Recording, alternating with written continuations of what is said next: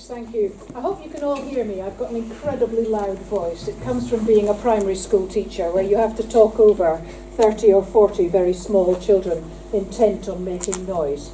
If you can't hear me, raise your hands or just hide under the table. I'm happy. First of all, thank you all for coming today, and let me say how absolutely delighted I am that we get to do this face-to-face. The number of people I've seen on Zoom and Teams over the last 2 years has left me with a horror of being on Zoom and Teams. And my family who live in Canada like to have a weekly Zoom, and I dread it. I love seeing them, but not another Teams or Zoom meeting, please. And so I am delighted you're here. I want to welcome our keynote speakers who've given up their time to be here, and I know how precious that is at the moment. We are all frantically catching up after COVID. I know that, and I know we're all weary. But I can't help but say thank you for coming. I am sure your talk will provide an interesting and insightful focus to today's conference and provide the context for debate and for Hmips work over the next 2 years.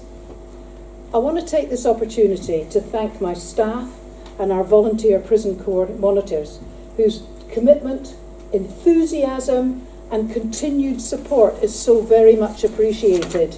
And I can't say that too often or enough. It is unbelievable. I'm almost tempted to ask you to stand up and get a round of applause, but I won't do it now. Don't worry. Beware the end of the conference. It's okay.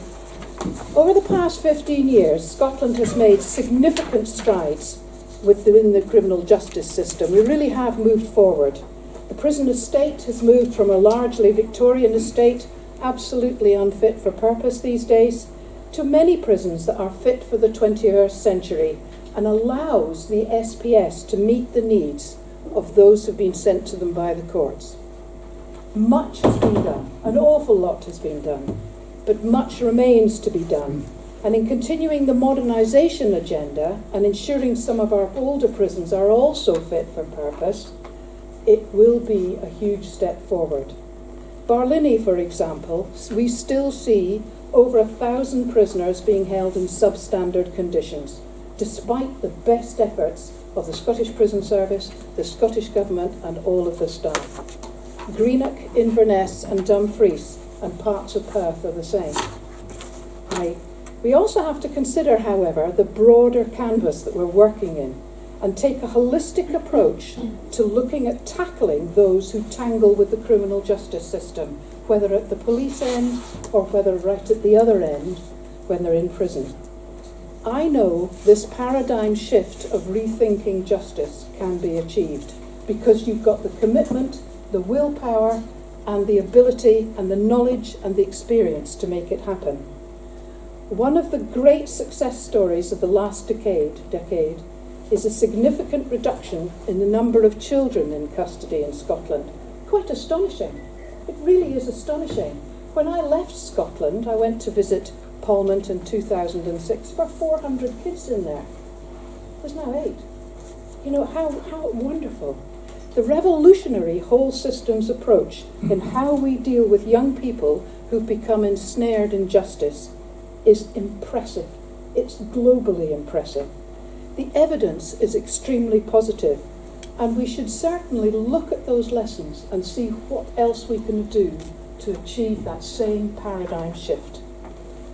One of the things that constantly worries me is the number of women in custody, and the part that worries me is when I speak to them, they feel safe in prison. That is a sad indictment in our society, that women need to feel safe in a prison. However, one of the things that delights me is the work that has been done in the women's estate and the emergence of the very forward-thinking community custody units, as well as the strategies for HMP Stirling. They are extraordinarily welcome and provide a step change that may also provide a best practice model in the future for other countries to adopt. One of the other positive outcomes in the last few years has been the consensus that Scotland must do something different to have a fairer and more effective and more cost-effective justice system that in the end actually enhances our community protection. I am aware of the incredible efforts underway across the justice arena to change our view of custody from a first option to an option of last resort. It would be tragic if that work was to falter now in light of the current challenges. The global pandemic saw catastrophic predictions of hundreds of deaths in custody.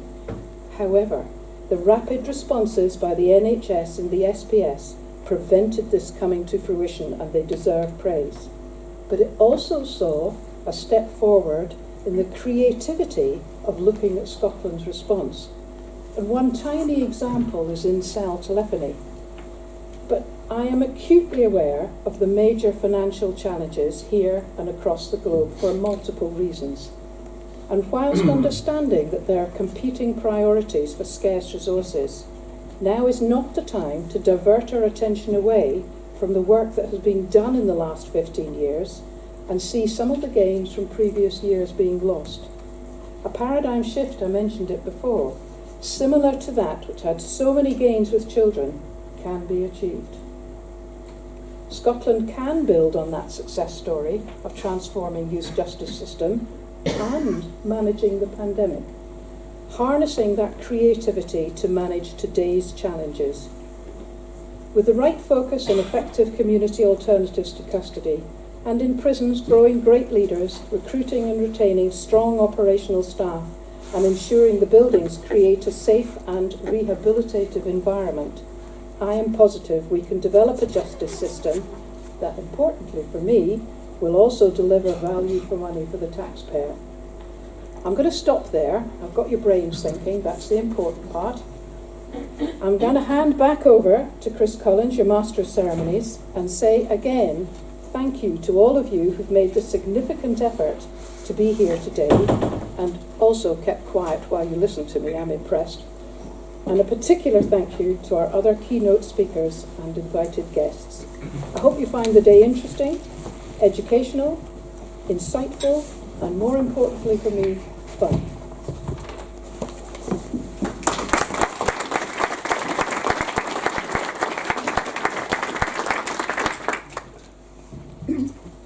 Thanks, Wendy. Okay, following on from our Chief Inspector's opening remarks, we are extremely pleased to introduce our first keynote speaker. Please welcome Keith Brown, the Cabinet Secretary for Justice and Veterans.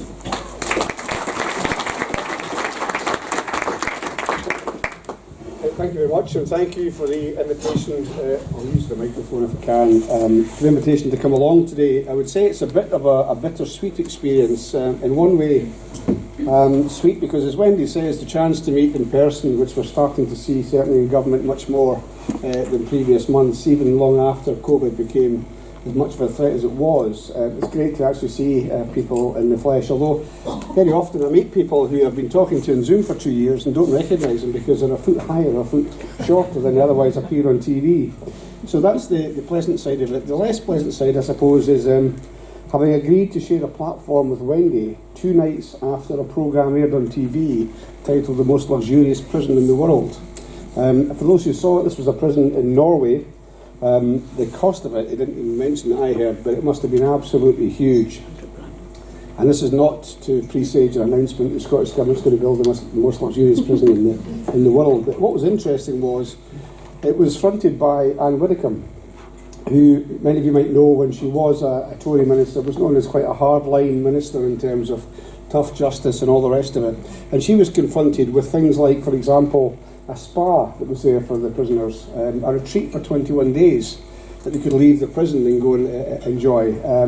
A recording studio was better than most recording studios you'd see anywhere else in the world. And also, in terms of the workshops that they had, the equipment they had was absolutely fantastic, and these were genuine college-accredited courses that they were doing, and the whole idea, of course, was to make sure that they rehabilitated people. Now, I'm not saying that, I'm not endorsing that, but what was interesting was the way that Anne Widdecombe's view changed the more she heard. She was probably appalled in some cases to see what she felt was luxury, which was afforded. Oh, that's not my.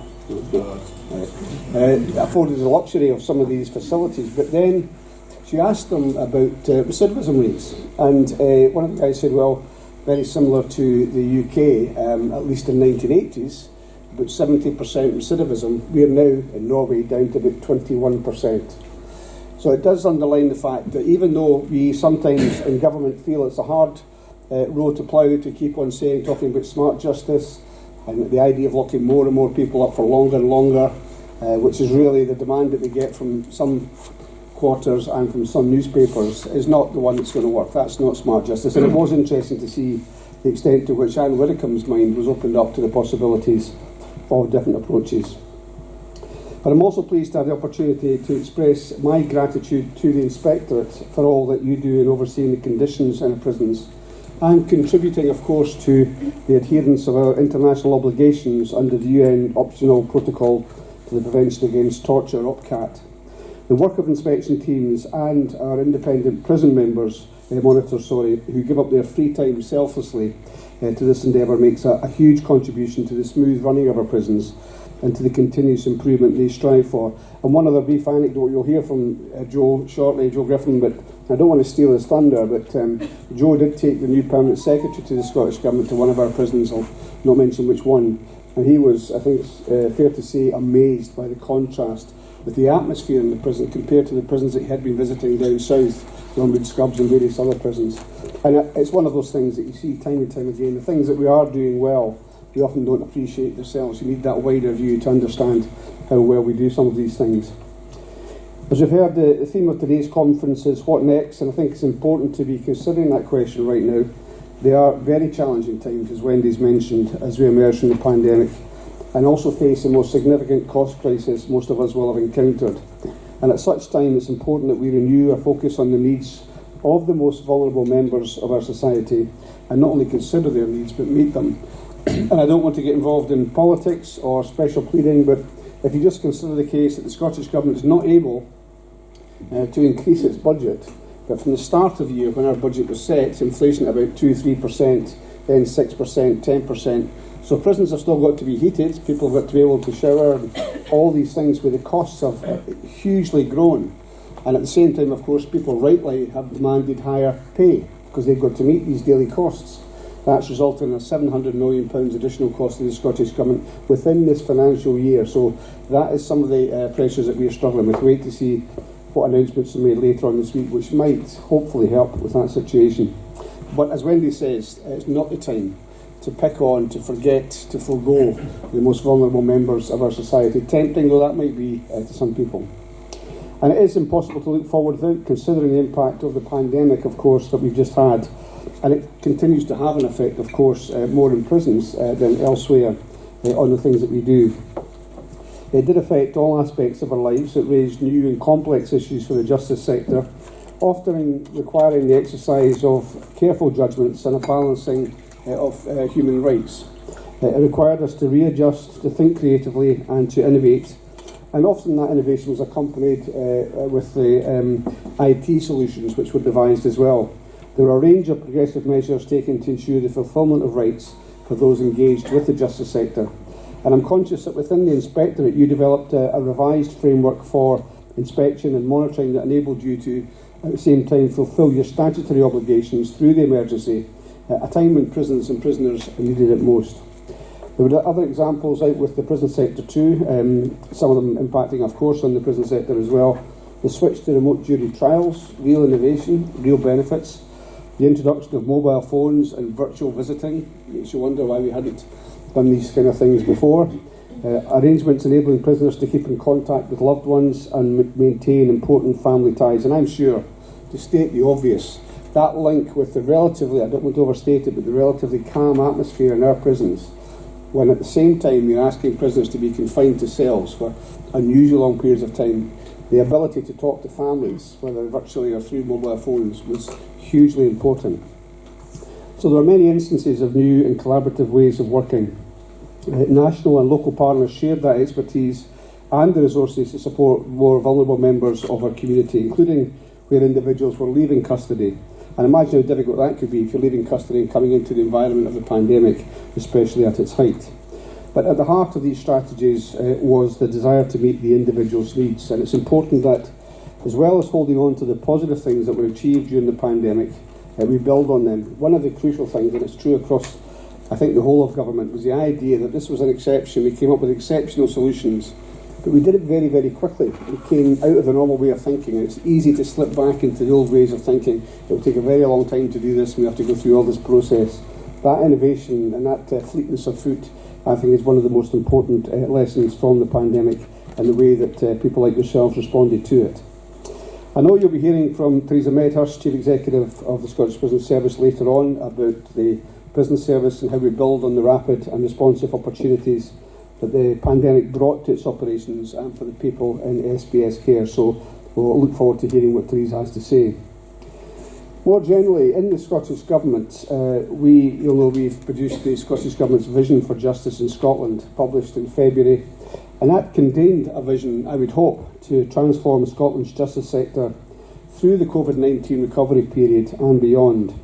And it enshrined the priorities of making sure that victims' voices are heard, placing women and children at the heart of service delivery, and Wendy's touched on that already, and reassessing the role that prisons and the use of imprisonment should play.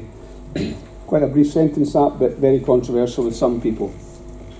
The vision, though, is underpinned by a requirement for the justice sector to ensure people are treated with compassion. Again, that still seems to be quite controversial for some people.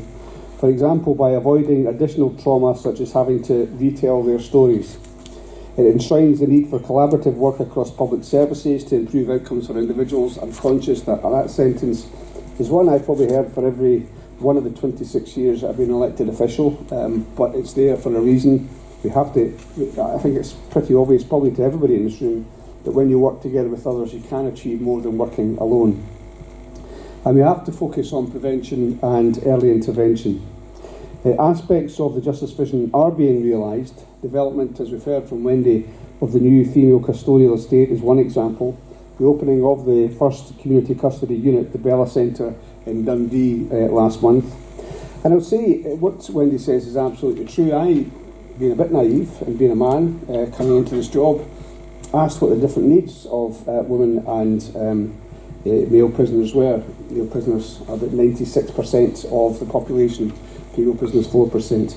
But there's been some fantastic thinking on the particular needs of women prisoners. In most cases, they would be equally applicable to the 96% of the population that are men.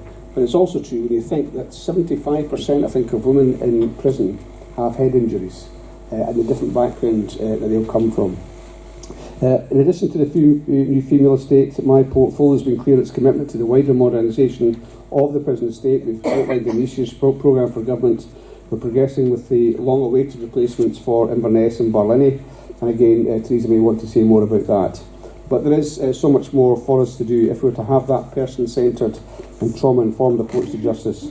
So services that are joined up, accessibility of support so that everyone can participate in justice processes, children treated with love and support and their voices heard effectively. You'll know about the Barnhouse, the process that we have. And everyone who is supported to recover from harm and trauma and possible re-traumatisation that they've experienced. So we're working on improvements across these areas, and we're committed to making the changes that are necessary. And earlier this month, the government published this year's programme for government. I've already mentioned the challenging financial situation that we're facing, and the PFG focused on a range of actions we are taking to mitigate the impact of the cost crisis for organisations and families. Despite the financial backdrop, we remain committed to progressing reforms such as the not proven verdict being abolished, part of a package of reforms in the criminal justice system, to consult on legal provisions to modernise justice processes, including greater use of digital processes. In 2021, we made a PFG commitment to introduce a care and justice bill to ensure we achieve the change that we need for children in Scotland. And as we've heard again from Wendy, the average daily population of under 18s in custody has fallen by almost 90% between 2009-10 and 2021. And as we've heard at the beginning of this month, there were only 8 children in prison. But I'm very pleased, of course, to see that reduction, but we have to maintain the position that we have, that prisons are not a place for children. And that's why we continue to work towards ending placements of 16 and 17-year-olds in young offenders institutions, making it clear that a child's liberty needs to be deprived only when it can be accommodated in a setting which is child-friendly, trauma-informed and respectful of their rights. So we've committed to delivering that in our Promise implementation plan. We've also consulted on the best approach to the ending of children being accommodated in young offenders institutions, alongside a raft of other measures in the Children's Care and Justice Bill. And I'm told I'm being encouraged to move along. So to beyond legislation, it's worth just saying that we are considering future funding options for secure care and community alternatives. Not an easy thing to fix, but working with Claire Hockey and myself, making sure that we have the right capacity and processes in place. And in June we introduced the Bail and Release from Custody Scotland Bill.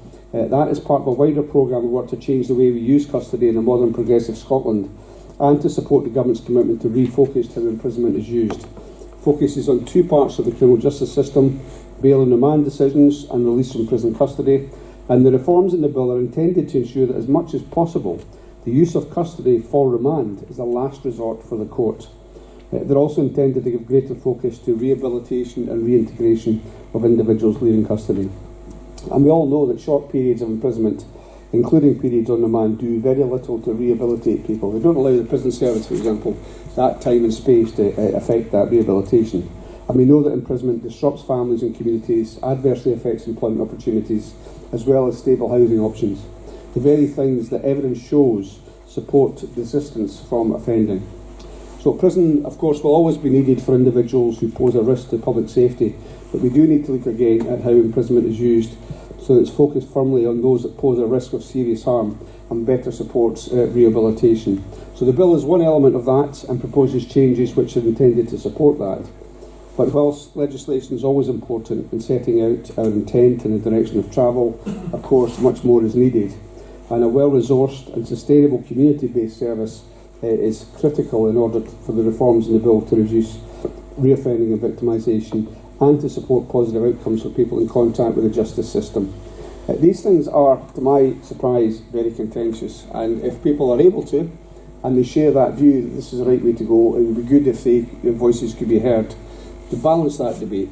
I mean, I, on every single night of the week, will clear lines, responses to requests from a certain number of newspapers, and you would all know the titles. Some of the latest accusation of soft justice and so on. The simple fact is Scotland's got the lowest crime figure since 1974. We have more police officers than anywhere else in the UK per head of population. They are paid, for example, a police constable starts at £5,000 a year more in Scotland than they will elsewhere. So the idea that we're being soft on justice, and that some very, very good work over previous years, Niven, for example, in the violence reduction unit, is now bearing fruit. That is the path we have to stick on. So while these are testing times, all of us who play a part in the justice sector have the opportunity to examine the things that we do or the practices that we observe and consider whether they align with the vision for justice which I mentioned. And we should ensure that not only should they work for people at the heart of the justice sector, but they do so with compassion and in ways that are capable of meeting their needs. So I see there's a full agenda for today's conference, and I look forward to the contributions of further keynote speakers. Thank you very much.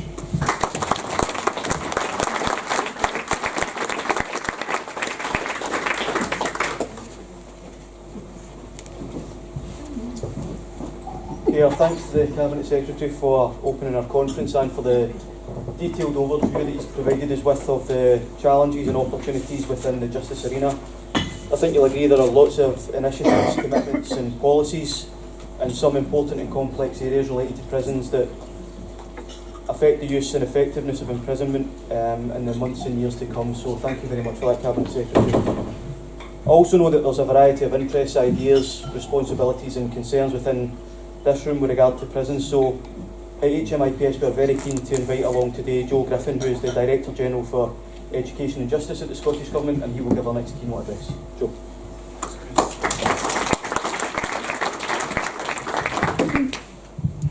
Thanks very much, Chris. Good morning, everyone. It's really fantastic to be here. I'd really like to thank Wendy for the invitation. To some extent, Wendy, I guess I'm returning a favour. You joined me for a civil service event last year about the importance of lived experience in policy making, and really made a fantastic contribution there. So I'm slightly daunted as I try and return the favour.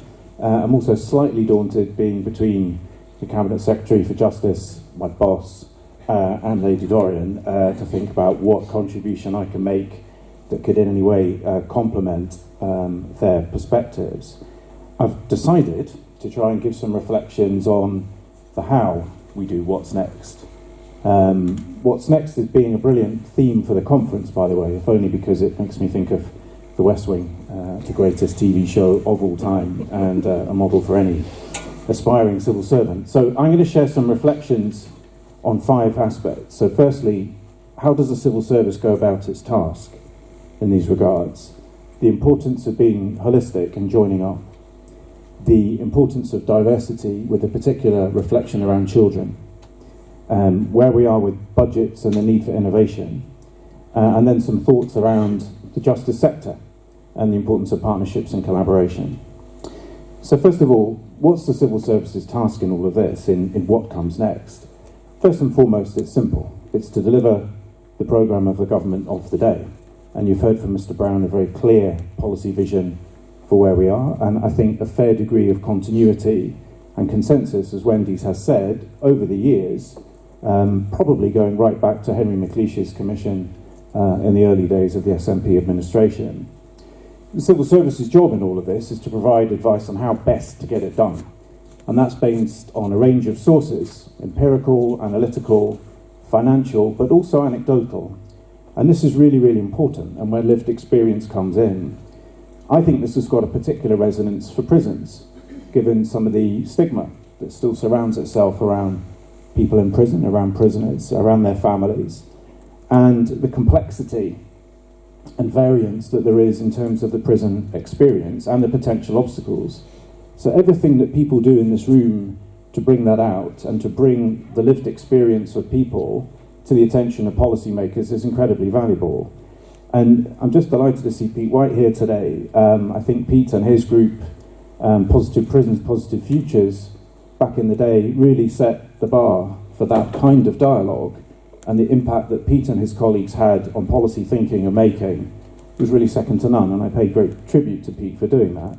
And I know there are other groups around today who are following in their footsteps, and I'd urge you all to keep providing that input into government. So one of the key tasks then of the civil service is to listen to that. And we need to be well travelled in doing that. Mr. Brown mentioned the visit that JP Marks, our newish permanent secretary, and I paid to a prison. I myself have been to every prison in Scotland apart from 2, and they're on my list. And I think that's about then giving ministers the full range of perspectives. We can provide the analytical material, we can let them know about the financial, but we can also let them know about what we've heard and what we've seen and what we've experienced, and get that fully rounded aspect of policy. And we read your reports. Wendy, we read your reports, we read the monitoring reports. I was reading a couple just last night, and they're really excellent. You know, the monitoring reports are nice, concise insights into how prisons are operating and what the experience is of prisoners in there. And that's really important, that we confront the reality of what's going on and not the policy as we would like it to be, or that might be appropriate to frame in the course of a polarised debate. So I think things like the death and custody thematic review, for example, would be a great example of how your output can generate momentum towards positive transformative change. So the recommendation around an investigative body, for example, means that all the relevant agencies and family members need to work together to ensure that we deliver on it. And that's not easy, given the different constitutional roles of those groups. But we don't shy away from that, and we need to collaborate and then develop on the consensus. So the civil service needs to listen, and it needs to provide fully rounded advice, and you help us do that. That's crucial. The second point is about the importance of joining up. So partnerships need to start in government. And in Scotland, I think we're lucky in having developed a theory of government that doesn't have departments. We are based around directorates. I'm a Director General who oversees the directorates in education and justice. I'm not the head of a justice department. And that distinction is really important because it helps us think beyond silos. Now, I'm not claiming we've mastered that by any manner of means. It's intrinsically difficult in large bureaucracies to work across boundaries and across barriers. We have got a huge amount more that needs to be done. But both our scale, the relationships that we have, and if you like, the official creed, the official theory of government, gives us, I think, really good opportunities to be able to do that. And again, the starting point is honesty about where we are. The government published just this week a report on prisoners' healthcare needs. It's pretty difficult reading, and there's some really challenging things in there about what we need to improve, from the perspective of data or prescriptions or local variation. None of this will be news to you who go in and experience these things on a weekly basis. I think in order to get things done, as well as that collaboration and as well as a positive vision, which I would say this administration certainly has, you also need data. You also need information so that your approach to a national policy doesn't, if you like, skim over the surface, or that we make generalised or sort of aspirational statements, but we have a sense of what's going on, kind of prison by prison, hall by hall, or in the other part of my job, school by school. We understand from the bottom up what's going on, and that makes that national picture much more powerful, much more grounded in the reality. There's a famous quote I love from a Supreme Court Justice, Justice Oliver Wendell Holmes, who said, "I wouldn't give a fig for simplicity this side of complexity, but for simplicity the other side of complexity, I would give my life." And what that really means is that when we to really understand the challenges of healthcare or mental health care provision in prisons, we have to get down into the detail, and we have to understand the data, we have to understand the experience that you're helping us give, and then roll up our sleeves and get to work on that in that really granular way. So again, you can help us join up. Quite often it's external perspectives that help us understand where we're missing something and where there are gaps. The third aspect I wanted to touch on is around diversity of experience and outcome. People are different, and many, many different groups and types of people are affected by crime in lots of different ways. We have to understand and operate that as policymakers, and I'm proud that so much of the Justice Vision addresses specifically the needs of women as victims and as perpetrators, as well as loved ones and other relationships in the system. There's a lot more that we need to do around race and understanding that in Scotland, and in terms of disability and the experience of that in the justice system. I did want to pause on children, as both the speakers have done so far. The intergenerational aspect of children affected by crime is absolutely profound. We know this. We know about trauma.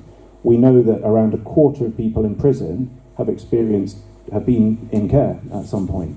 This is why the promise, which you will all know about, is so crucial, that we address both the experience that children have in the care system, that we take every step to avoid children being put into care except as an absolute last resort, and we also address the experiences that care experienced people have had going through public services, whether that's prisons or housing or healthcare. And there's a major programme that's underway in government to do that. Again, I won't repeat the success stories around Polmont and Fiona Dyer here, who's played an absolute leading role in the whole systems approach, which is one of the great success stories of devolution.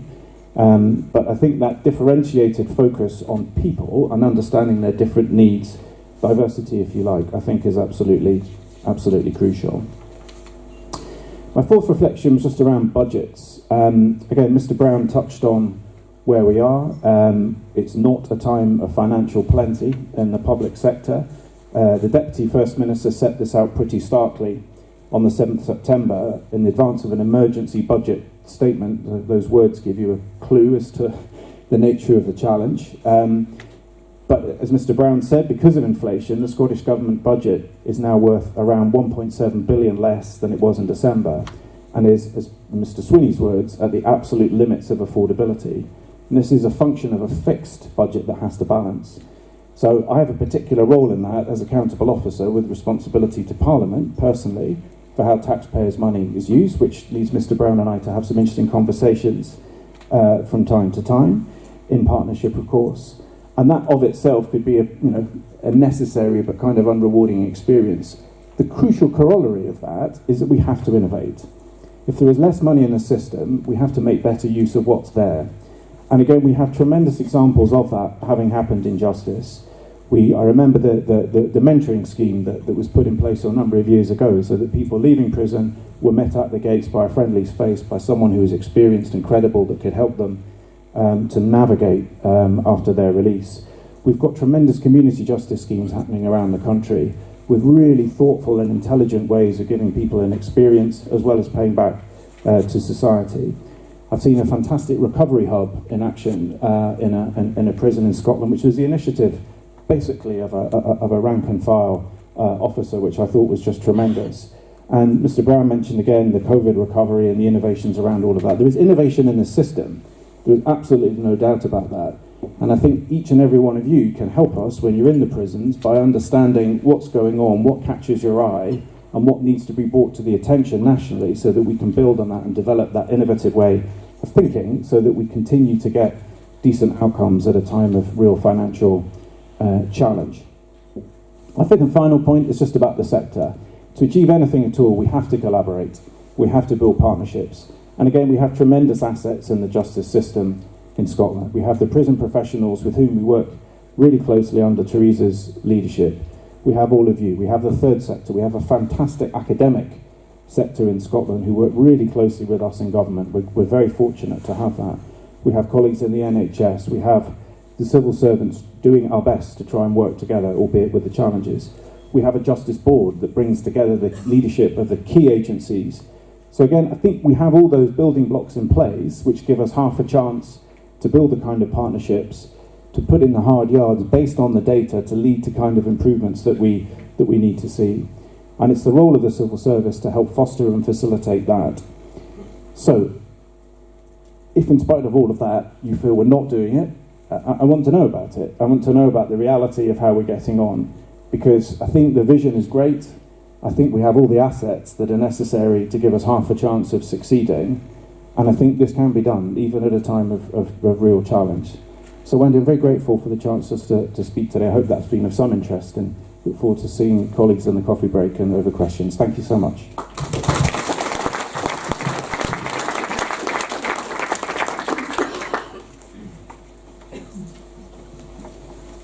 Thanks very much for those insights, Joe. I'm sure lots of your remarks will permeate into many of the discussions that we have today at our conference. If I can put my day-to-day hat on just for a second and think about a lot of the prison monitors who are in the room today, sometimes there's a feeling of frustration perhaps about lack of impact, about findings and how they make it up the way, so it was really refreshing and encouraging to hear you say that those reports and a lot of the findings that we produce are obviously given weighty consideration at the level that you're working at, so thanks for that, Joe. We didn't feel that we could host our annual conference without placing some specific emphasis on sentencing and especially remand. Clearly this is an area of interest and debate among prison management, academics and those of us who are involved in the scrutiny and oversight of prisons, not to mention the general public. So to that end, can I welcome our next speaker, the Right Honourable Lady Dorian.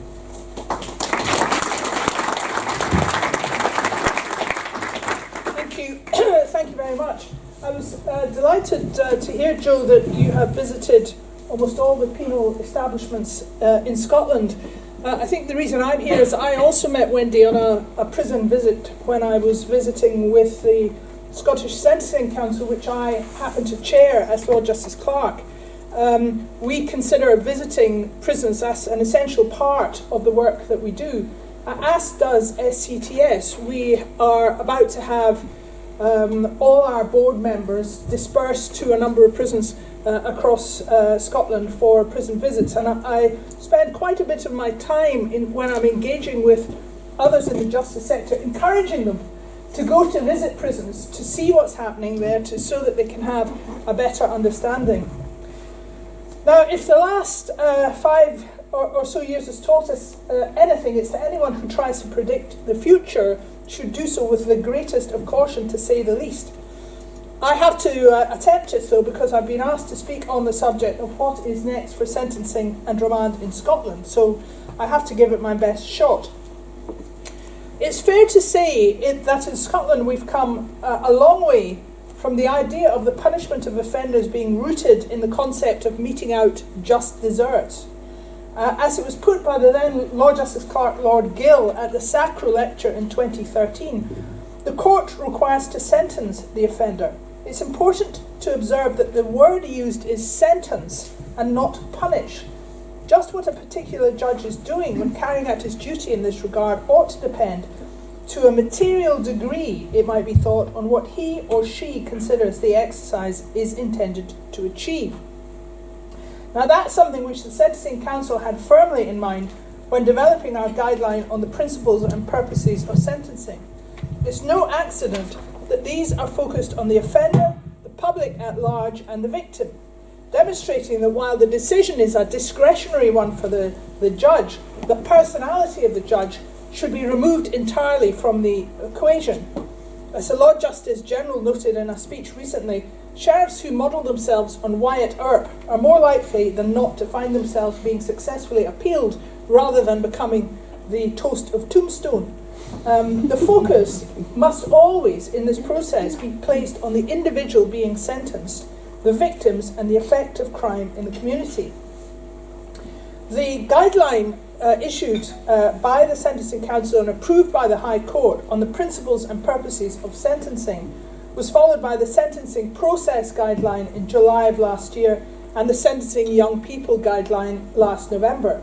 That suite of 3 general guidelines is designed to apply to all sentencing in Scotland, the last one obviously only in relation to young people, but otherwise to all sentencing.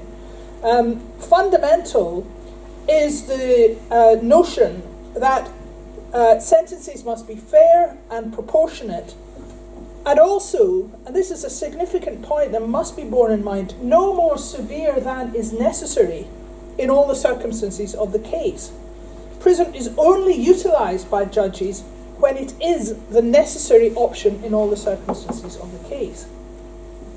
Now, we hope that these guidelines, of course, will assist judicial decision making, but we also believe they'll play a key role in increasing public understanding of sentencing and of the factors in play, which are often very complex and difficult and poorly understood, and to provide clarity and transparency for the public around how decisions are reached, explaining the various factors that are taken into account, why they're taken into account, and what makes them important. So, although it's unlikely, for reasons no doubt touched on by the Cabinet Secretary, that we'll ever reach a point where everyone agrees with the final sentence imposed, it should at least be clear why that sentence was imposed and what the process is. Our guideline on the sentencing of young people will, I hope, be seen in the future as something of a landmark in the way in which this cohort of offenders is treated by our justice system. To a certain extent, of course, we built on approaches to young people already adopted in Scottish sentencing practice. So as long ago as 2003, in a case called Kane, Lord Justice Clark Gill observed, retribution and deterrence are material considerations, but there is more to sentencing than sending messages to society, particularly in the case of a young offender. The court has to consider the personal circumstances of such an offender, his home background, the extent to which he may not be solely responsible for his behavioural problems, and the opportunities that a non-custodial sentence may give for rehabilitation before he becomes trapped in the cycle of crime. Our guideline builds on this strand of jurisprudence and on more modern understandings of the effect of things like adverse childhood experiences, trauma. You touched on that, Joe, head injuries, the Cabinet Secretary mentioned that, and the significant effects that this has in relation to young people within the justice system. By the way, we called our guideline a guideline in relation to young people, not young offenders, because we felt it was important that they should not be defined by the fact of having committed an offence. And so we eschewed that terminology. Where the guideline is perhaps breaking new ground, in judicial terms at least, is in defining a young person as anyone up to the age of 25, which in turn builds on the increasingly sophisticated knowledge that I'm sure many in this room have of how the child and adolescent brain develops, with those areas which develop control, judgment, exercising decision-making, balancing risk and so on, lagging far behind the emotional and risk-taking aspects of brain development. It also has a focus on rehabilitation as a primary purpose of sentencing for a young person, on an individualised approach to sentencing, and on the importance of considering the level of maturity of the young person being sentenced. The guideline is intended to put in place a humane and, importantly, a more effective sentencing regime for young people who offend. And by effective, I really mean that the guideline appreciates the greater capacity for rehabilitation which young people possess. If we can reduce the likelihood of re-offending, we increase of protection to the public. It's also worth saying at this stage that public opinion on rehabilitative sentencing is somewhat more nuanced than some media reports would have us believe. The Council carried out a survey on public perceptions of sentencing in Scotland, and that revealed that almost 6 in 10 of the respondents felt that rehabilitation was one of the most important things that the sentencing of young people should be trying to achieve. And more than half identified it as the single most important thing to consider when sentencing a young person.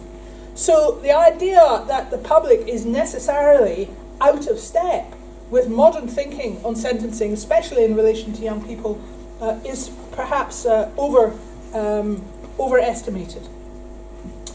So this guideline and our general guidelines are now well established in the courts, and I think they will make a significant difference, and the young persons one in particular will make a significant difference to the way in which that particular cohort is treated by the courts.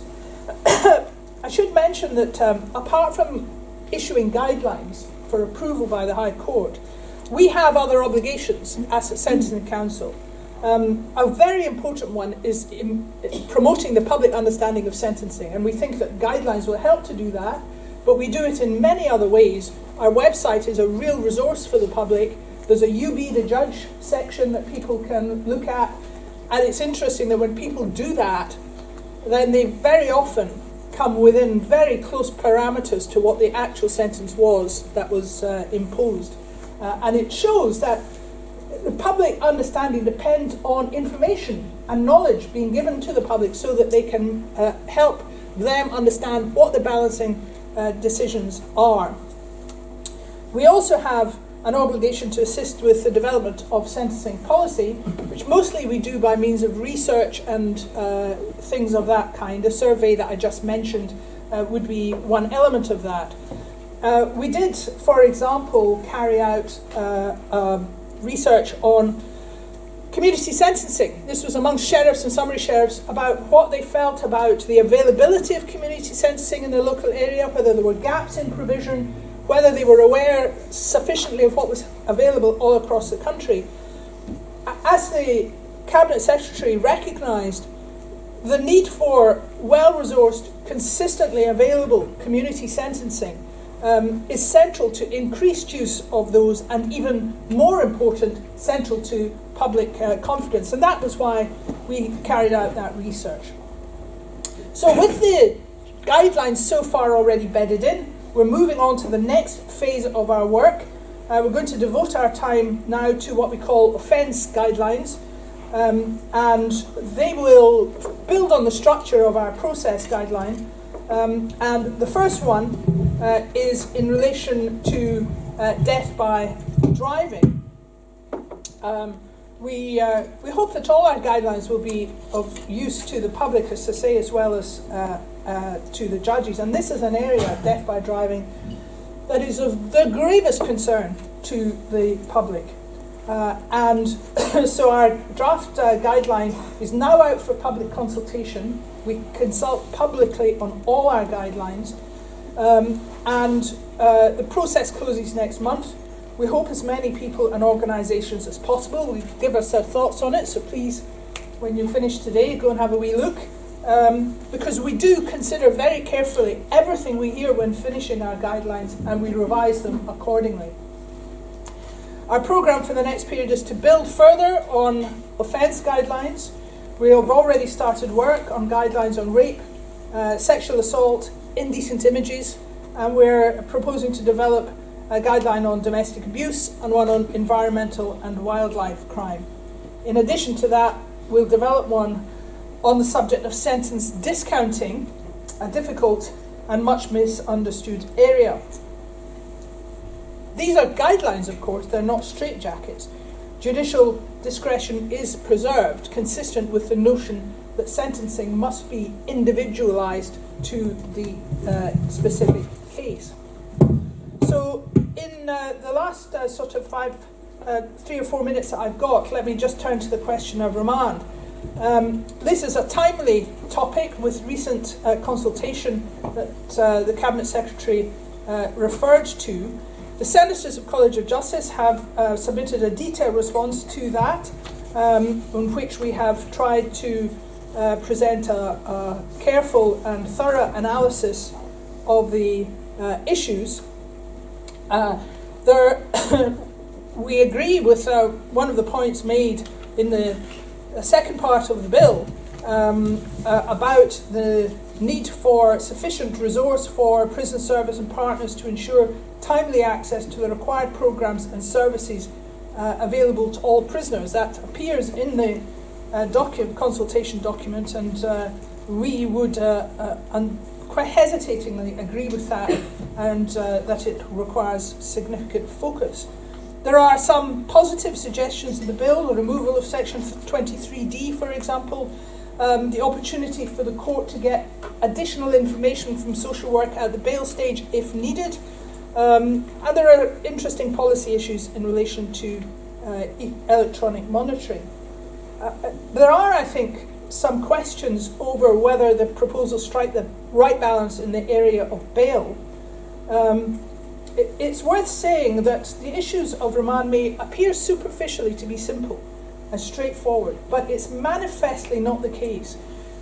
Issues of remand raise complex issues of societal importance involving the liberty of the subject on one hand and the protection of the public on the other. The default position at the moment is that a person may only be remanded having regard to the public interest, including public safety, if there's a good reason for refusing bail. That rests on two areas: where there's a substantial risk that the person may not appear for trial or will otherwise interfere with the course of justice, and where there's a substantial risk of committing other offences. The bill's proposal that the use of remand should be adjusted so that bail can only be refused if there are sufficient public safety grounds for doing so raises two issues, one concerning what is meant by public safety, and the second about those who are unlikely to attend for trial. If the test is to be only whether there is a substantial risk to public safety, there must be clarity about what the legislature intends to mean by that. If it means protection from any offending, then there's unlikely to be much difference, because it would capture those who pay no attention at all to bail conditions, continue to reoffend, and continue to break into people's houses and the like when they're on bail. If, on the other hand, it means freedom from danger, injury, or risk, then many of those charged with housebreaking, public disorder, and who pose a substantial risk of reoffending on bail will be released. What about cases where there is a substantial risk that the accused will interfere with witnesses or impede the course of justice? Now, obviously, threats to a witness would be covered by public safety element. But what about disposing of evidence or tampering with evidence, which may not carry such a risk, but clearly carries a very significant risk to the course of justice? Separately, the court is entitled to refuse to grant bail if the accused is unlikely to appear for further hearings.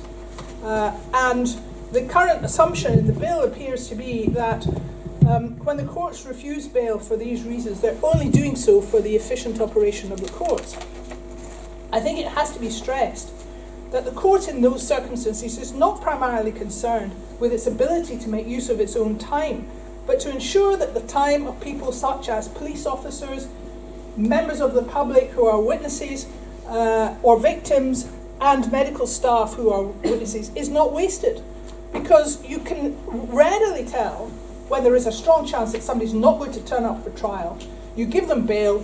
On the day of the trial, everyone comes along, the police are there, the doctor's there, the victim's there, the accused isn't. And that is what the court is fundamentally concerned with here, not its own time. It's the wider interests of justice that it is concerned with, to avoid unnecessary distress and suffering for victims by minimising the risk that trials will be delayed by non-attendance. As I said at the outset, there are profound issues at play here, and important and difficult balancing decisions to be made. It's an area in which proposals have to be viewed with the greatest of caution, underpinned by a thorough understanding of the issues, to make sure that points of critical importance are not missed and that there are no unforeseen consequences lurking inside. So in conclusion, interesting and challenging times lie ahead for all of us.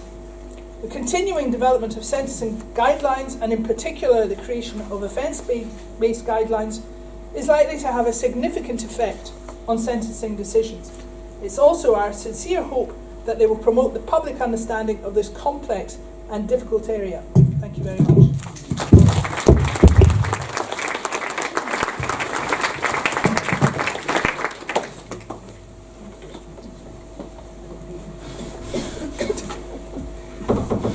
Thanks so much, Lady Dorian, for your contribution. I'm sure there were lots of questions forming in our delegates' minds as you gave us your remarks.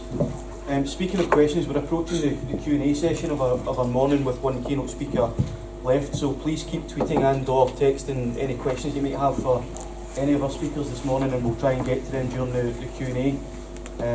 Before that, we do have a final keynote speaker, so I'd like to welcome Theresa Metters, the Chief Executive of Scottish Prison Service, to update the conference on the question of what's next for Scotland's prisons.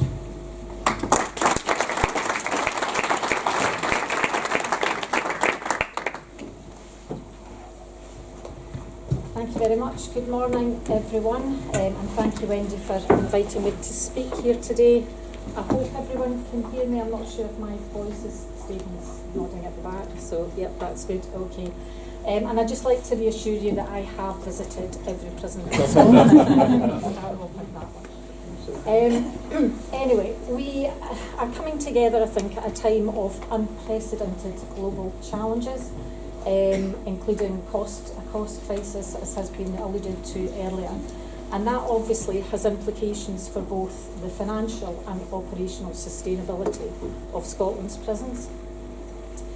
But what I want to say is that our ability to seize on the opportunities and to innovate, to improve the design and delivery of our prison services will take a collective effort, and that's a collective effort on two fronts.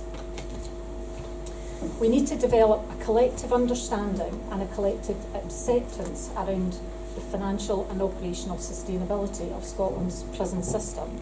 And we also need to develop a shared commitment, all of us, to agree priorities and take some difficult decisions, aligning our expectations of Scotland's prisons accordingly. First of all, I'd like to reflect a little on where we've been and where we are now.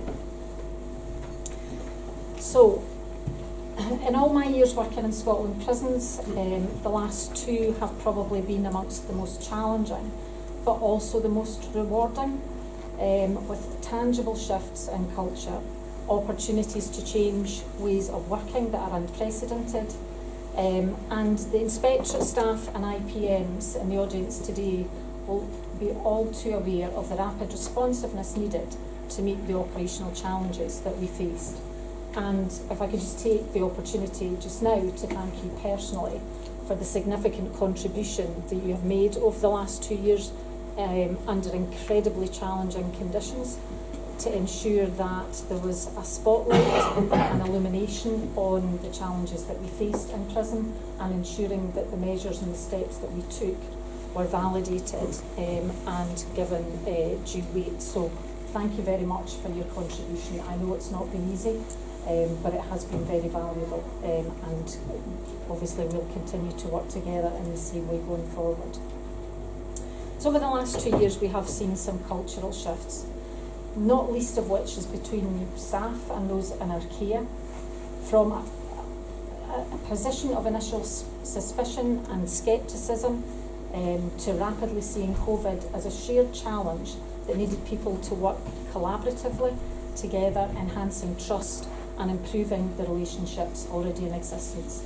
It's not something that I have previously experienced, and I don't use the word collaboratively lightly, because that's not something you would normally assign to relationships in prisons. But the power of the shift and dynamic was evident through the success of the response during the pandemic. There was also a cultural shift in partnership working. So we improved our data sharing, we improved our communications, better systems thinking, enabling us to deliver a public health service, early release, virtual courts, and so much more, by developing a shared understanding of not just the organisational challenges, but the system challenges across justice and with our NHS partners. There was also a cultural shift, as has been alluded to earlier, in digital services. The impact on the right to family life of the COVID restrictions in prisons demanded innovation and agility, and therefore the introduction of virtual visits and mobile phones to support those in our care to maintain and strengthen family contact created a context to change the way in which we work, not just now, but in the future, and open up new possibilities.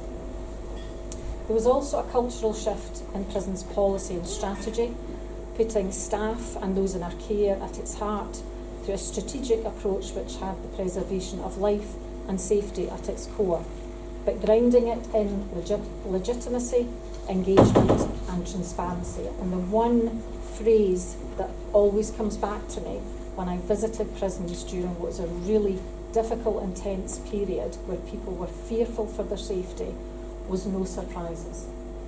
And that will continue to be my mantra as we step forward into the next set of challenges.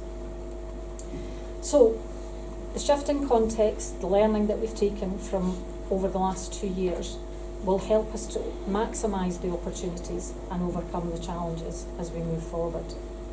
But we weren't just responding to COVID and the pandemic, we also continued to improve our service design and delivery based on national policy priorities, but with relationships, trust and transparency at the core of our work. Public transparency we need to continually improve. We have invested in organisational improvement, and we now publish quarterly information on prison-related matters, meeting our obligations as a public body. But there is much more that we can and should do through strengthening our approach to human rights and reaching out to those partners whose expertise we need to lean into to fulfil not just our obligations, but also support further cultural shift. The recent opening, as has been alluded to earlier, of the Bella Centre in Dundee marks a significant step change in the way Scotland supports women in custody and is a key part of the gender-specific, trauma-informed women's strategy. Lilia's Centre is due to open imminently in Glasgow and Stirling, that's in Glasgow, sorry, and Stirling, HMP Stirling will open next year. So this represents a new and innovative approach for working with women in our care through a redesigned model of custody. And for those of you who've seen Bella or visited Lilia's, if you haven't done so, then I would encourage you to do so, because it is innovation in a way that I would not have imagined when I originally stepped into the role of taking the lead for the new women's facilities. I could not have envisaged something so far removed from a prison than what has been created, and it is truly transformational in both its design and approach. In addition to that, at the very heart of the strategy and preparing women for release is collaboration. The women, working with the women who live in our prison system, with partners, to focus on better addressing the reasons why a woman might reoffend. As has been mentioned earlier, young people, and there has been a marked step change in Scotland with regards to young people in prison. But we are also looking at how we prepare for the incorporation of the UNCRC, so the rights of the child, into Scots law. For example, piloting a new physical interventions framework developed using the principle of non-pain inducing restraint with young people and women, and through a rigorous evaluation we will identify how best to scale that up so that it's not just young people and women, but we will scale that up across all prisons. I've got 5 minutes apparently, and I'm only about halfway through what I wanted to get through. Changing population, I have obviously got to make some reference to that. Obviously there are fewer people coming into prison to Scotland, but those who do are in prison for longer. We've heard about the changes with regards to remand and how that's impacting on prisons, but equally that there is an increasing complexity, and in particular our recent prison statistics show that across all violence categories the proportion of the average daily sentence population increased. Sexual offences increased from 7% of the average daily sentence population in 2009 to 10 to 18% in 2021, and there is a decreasing proportion of people serving short sentences of 4 years or less. But complexity does not just relate to risk, it relates to needs and vulnerabilities, evidenced by the increasing number of older people, the number of people in our care who need social care and mental health support, and obviously the recent publications have underlined that. So, what does this mean for the future? And how do we overcome the current challenges and innovate to create improved prison services? So, at the moment, we are going through a process to pull together a new SPS corporate plan for 2023 to 28. That's under development. It will be our organisational strategy setting out future priorities in the form of outcomes and translating national policy into delivery. It has to be a vehicle for describing how we'll achieve the financial and operational sustainability, how we provide clarity on the priorities, resources, focusing on delivery of statutory functions in terms of safety, security, progression, release, and what more we can do beyond those. We have undertaken, knowing the pressures that we are facing, we have, and that there will be competing priorities, we have embarked on an unprecedented level of targeted engagement, engaging with staff, with those in our care, with families, with visitors, with academia and other key stakeholders, supplemented by comprehensive evidence gathering. This will ensure that we set priorities that are based on evidence and that we can realistically achieve. So, what will the prison pressures look like in 5 years' time? I think probably alluded to a number of those earlier. But some of the major challenges for us means we're going to need to work with people who present the highest risks, the highest needs, and the highest level of vulnerability. We need to maximise the use of our resources, particularly our estate, when an increasing proportion of the population needs to be kept separate and supported in a more bespoke and intensive way. We need to balance keeping people close to their home community with providing a person-centred approach in a more bespoke and intensive way, and we need to ensure that progression to release will encompass not just risk responsivity, but the full extent of learning and development in an individual's rehabilitative journey, evidenced through improved case management.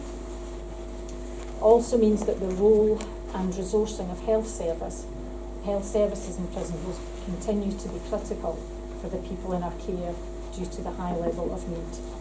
And changing workforce expectations and demands, which is already impacting on our service as it is on others, but requires us to create flexible working conditions, maximise our workforce capability and capacity through meaningful engagement and investment in their learning and development journeys as well.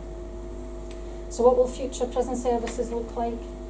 A self-improving relational prison service, putting staff and service users at the heart of design, delivery and improvement. Scaling up learning from COVID, the strategy for women and the strategy for young people across the estate, particularly to achieve a consistent, person-centred and trauma-informed approach across all prisons.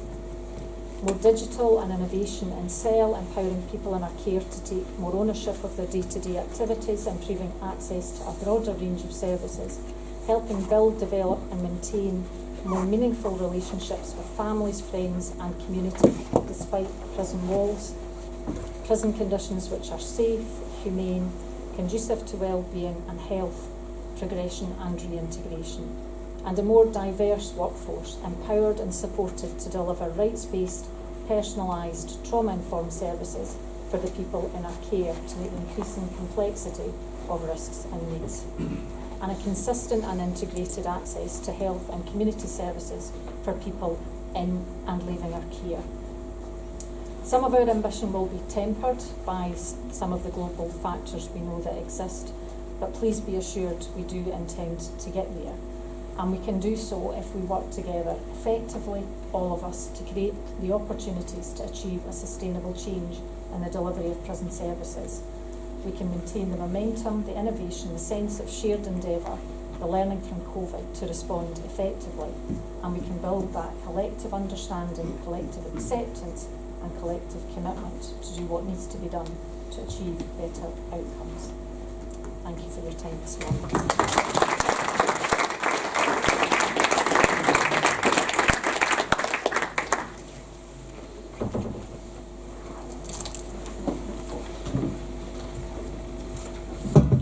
Thanks very much for that, Teresa. That was fascinating reflections on the last few years, which I'm sure will resonate with most, if not all, of the audience today who've been going in and out some of the SPS establishments over the past few years, and also really interesting to think about the challenges moving forward, which will all take a collective effort, as you mentioned. So I'm sure delegates will agree we've had 4 fascinating keynote speakers and an excellent start to our day. We're moving on just now to the Q&A section, I believe. So we have 15 minutes, and I've got some HMIPS colleagues who are around the room who have a microphone at the back. I think we've been collating some of the questions for all of our panel of speakers via live tweeting and a text message service. So I'll hand over to Ewan, who's at the back of the room just now.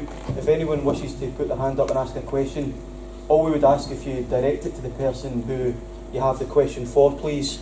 I'll try and keep an eye on people around the room who may have their hand raised and direct you if he misses anyone.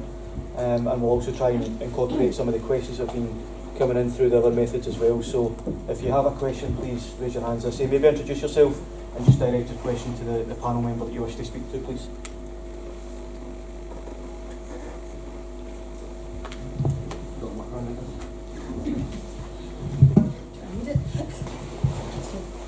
My question is, I suppose, on 2 levels directed to Ms. Brown and Teresa Medhurst.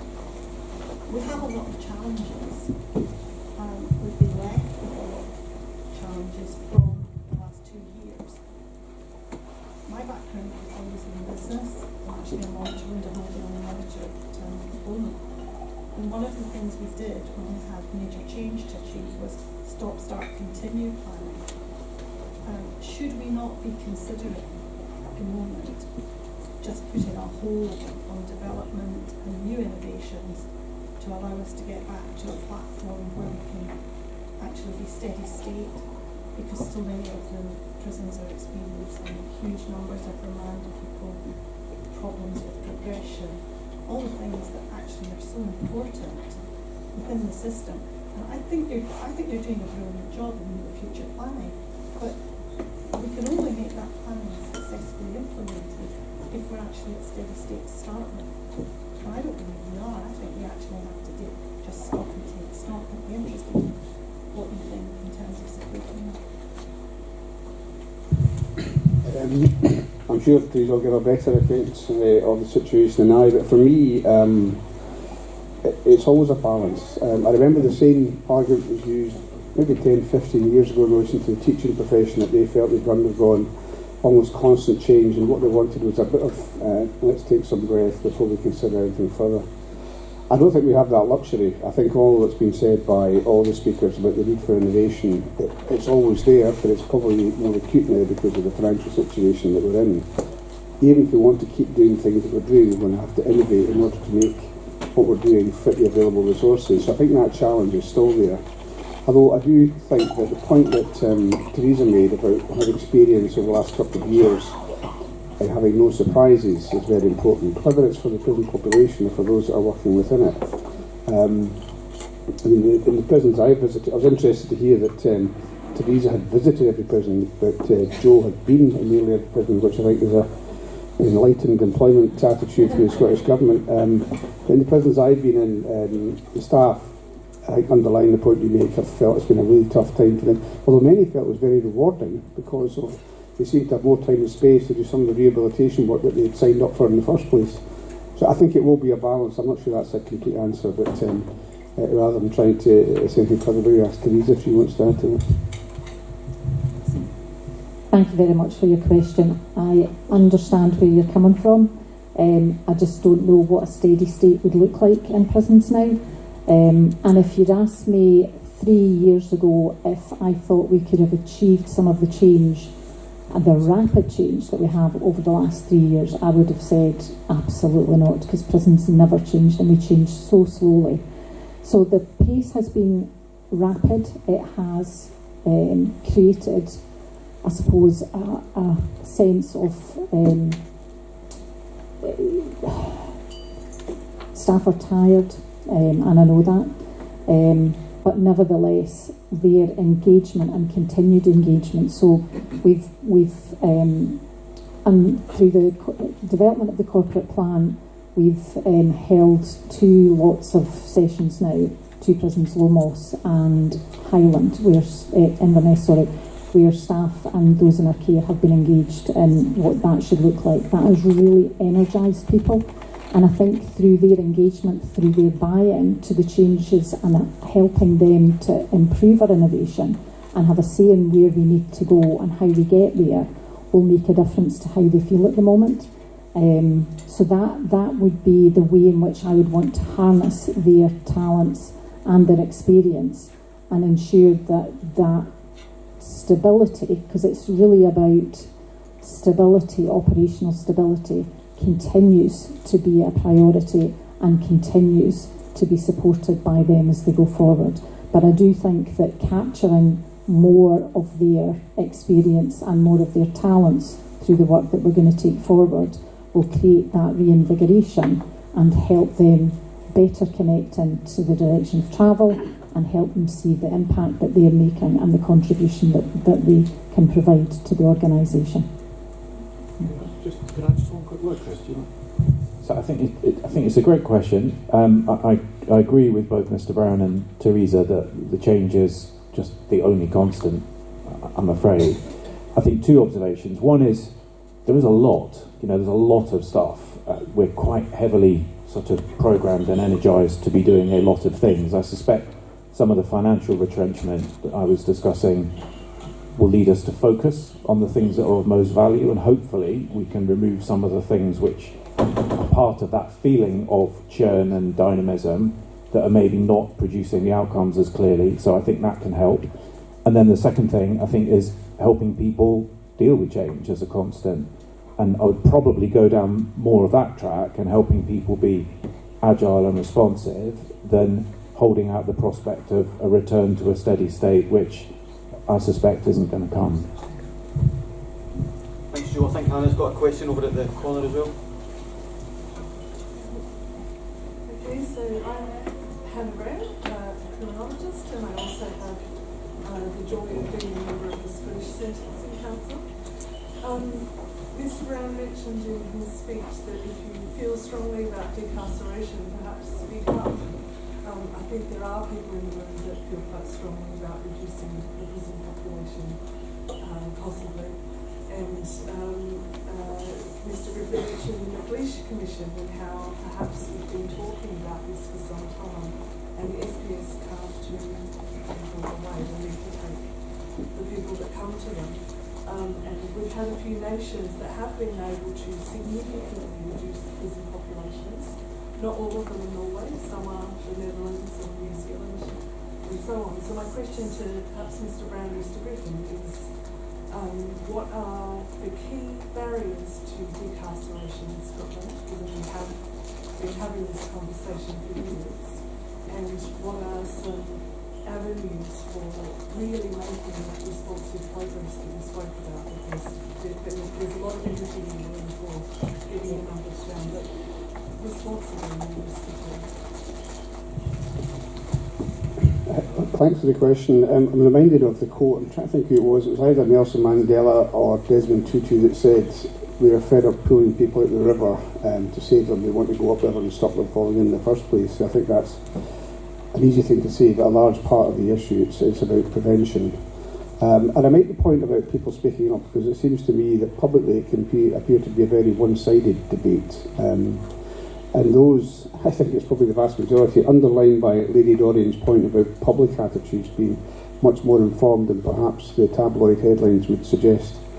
But I think that one of the keys is about this trauma-informed approach. Virtually everybody, man, woman, child that goes into prison has a trauma background to it. Often we add to that by the way the justice system treats them in its various guises. But it's understanding that trauma-informed nature. I can't count the number of times I've been told since getting this job that there are people in prison for whom there is no benefit. I realise for society it's not always about that individual's benefit, but if they have addiction issues or if they have mental health issues that are much better addressed in a different forum, then that's got to be part of what we do, and that's what we mean by a trauma-informed and person-centred approach. It's not a very specific answer, but I think that's probably at the root of it. And if I can be a little bit more contentious on the bail issues, which Lady Dorian's addressed, I think for a number of years there have been attempts by previous administrations to reduce the preponderance of bail that we seem to have in Scotland. And nobody's been able to give me an explanation why we have far more people, not on bail, on remand rather. It's currently around 3 in 10 of the population.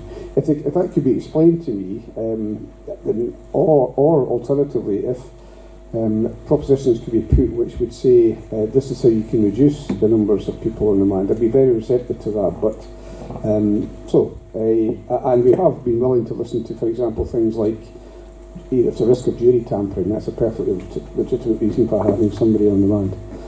And there's a very hard issue in there, which is if it's the case that the court is not confident the person will reappear at the point you reappear, is the cost in all its forms of that non-reappearance greater than keeping somebody in custody over that period of time? So really hard questions. And one last point, just to say on the reductions, it's interesting that you've also had places like Texas, Georgia, California, which have had massive reductions in prison populations, which they've been forced to do because they're jailing too many people. In the Texas case, I think I'm right in saying that both houses of whatever the legislature is there are very heavily dominated by not just Republicans, but quite right-wing Republicans, and they had a massive reduction in their prison population when they realised it was serving no particular purpose and they couldn't continue to accommodate people at the huge expenses. I'm sorry, very last point, on Henry McLeish's report, which I think is a very, very good report, and it stands the test of time, except for it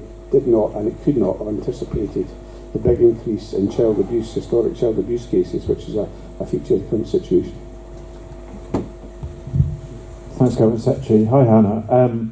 So I think we have made progress. I think we've heard from different speakers a reduction in the number of short-term sentences. I think that's been tackled quite effectively as a public policy intervention. I think we have seen an increase and improvement in community justice as credible alternatives, and we have seen quite dramatic improvements in the numbers of young people, children, going to prison as well. So I don't think it's all doom and gloom, and I say this with the greatest of caution bordering on trepidation. We've also seen a stabilisation in the prison population over the course of the last year or so, which is not what we expected. So there's something going on that's interesting in that regard.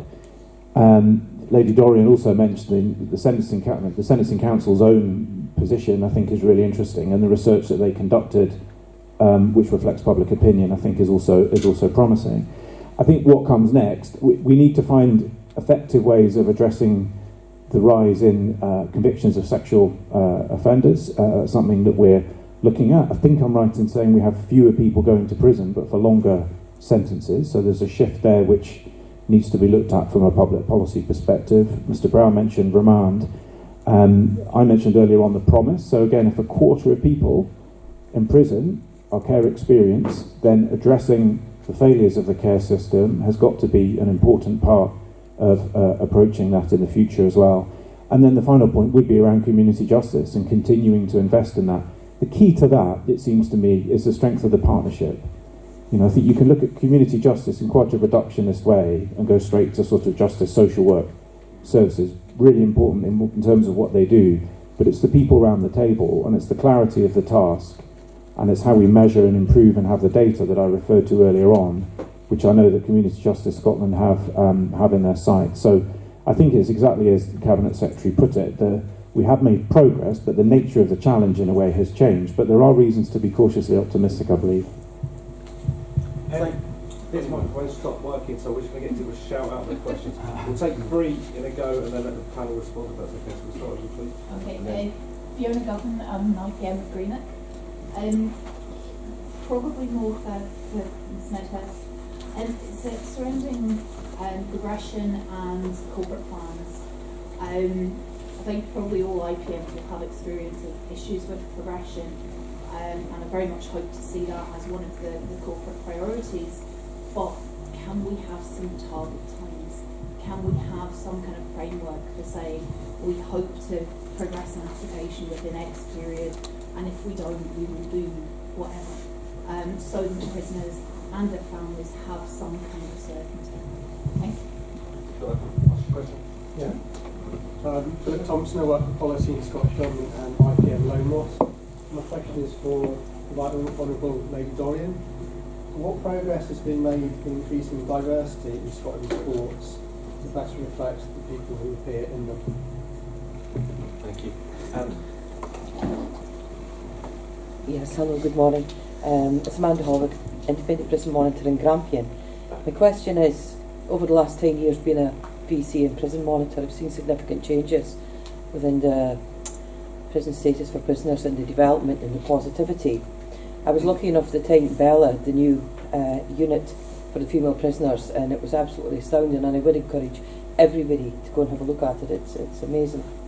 However, my question is, there's currently 8 prisoners in Bella, and you can clearly see the benefits that's going to occur for this facility. However, there is major blips in the system that allows the females the progression to actually attain these units that has purposely been built for the intangible purposes of the rehabilitation. Will this be looked at, and will this blips be met to allow more females to access the criteria to access the new prisons that's been built? Thank you. Thanks, Amanda. Was that a question for Theresa Medhurst? Yes. Yeah. Thank you. Theresa, do you want to take those 2 first, and then we'll come on to Lady Dorian for the question about diversity? Thanks very much. So if I answer the last one first, we are refining the arrangements for women to access both Bella and Lilius. Obviously, we need to learn from even the initial stages, and we'll apply that learning, but there is currently work being undertaken in order to reshape and refine the criteria that women that is applied to women in order to ensure that the right women are accessing those facilities at the right time. So thank you for raising that. I will take that back to the team, but my understanding is that work is underway at the moment, so hopefully that will give you some reassurance. With regards to progression, again, thank you very much for the question. I think you're absolutely right. Families and those in our care need a degree more certainty over timescales, timeframes, and when things will happen. And I know it causes quite a lot of tension, not just for the individuals, but in their relationships with their families, because they're not always believed when there are glitches and problems. I think the last 2 years obviously has caused quite a backlog in the progression system, and actually today at the college at Pullman there is a workshop where all governors are attending, and that workshop is on progression, to look at where the problems currently exist and how best we can maximise the opportunities for individuals within our care. So as part of that, I will feed in the comments that you've made in relation to certainty and timescales. So thank you. Thanks very much, Theresa.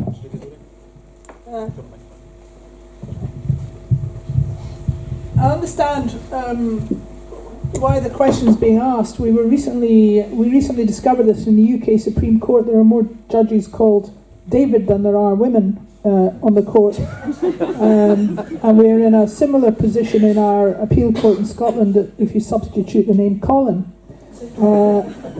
But I'm afraid you're asking the wrong person, because judges are not in charge of the appointment of their number, and the appointment to the judiciary at all levels is a matter for the Judicial Appointments Board for Scotland, and it's for them to attack the issues of diversity.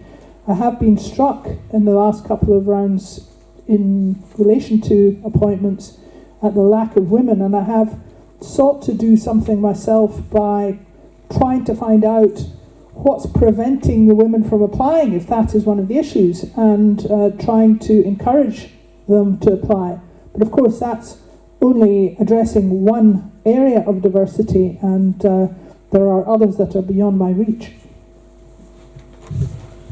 I'm sure we've got a lot more questions coming in, but in order to keep us to time, I think we'll have to wrap up there and go for a break. What we'll try and do is, if there are a number of questions that have come in through our text messaging service and through tweets, we will pose them.